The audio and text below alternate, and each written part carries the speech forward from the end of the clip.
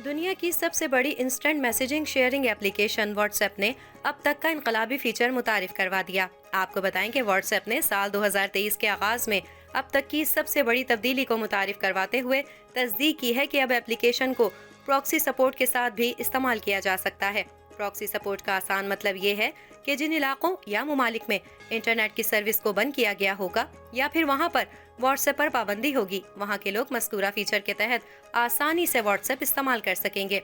इस फीचर के तहत व्हाट्सएप खुद इंटरनेट फराहम नहीं करेगा, बल्कि दुनिया की मुख्तलिफ फलाही तंजीमों की जानिब से बनाए गए प्रॉक्सी नेटवर्क सर्वर मुफ्त इंटरनेट फराहम करेंगे। प्रॉक्सी इंटरनेट सर्वर न सिर्फ इंटरनेट फराहम करेंगे, बल्कि ये व्हाट्सएप पर पाबंदी के बावजूद उसे वहाँ चलाने के काबिल बनाएंगे। आपको बताएंगे दुनिया की मुतादिद फलाही और इंसानी हुकूक तंजीमों ने मुफ्त प्रॉक्सी इंटरनेट सर्वर बना रखे हैं, जो कि दुनिया भर के मुमालिक को मुफ्त इंटरनेट और दीगर सर्विसेज फराहम कर रहे हैं।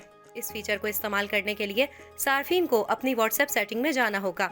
व्हाट्सएप सेटिंग के बार को क्लिक करने के बाद स्टोरेज एंड डेटा को क्लिक करना होगा, जहां बिल्कुल आखिर में प्रॉक्सी सेटिंग का ऑप्शन होगा।